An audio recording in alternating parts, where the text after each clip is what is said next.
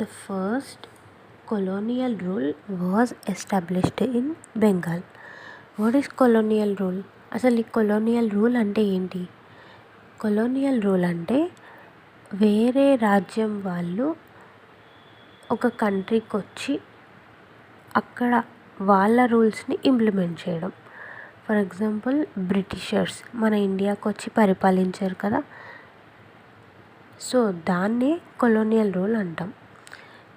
Colonial rule అంటే the practice of one nation exerting control over the another which involves exploitation of resources and people, imposition of the coloniser culture.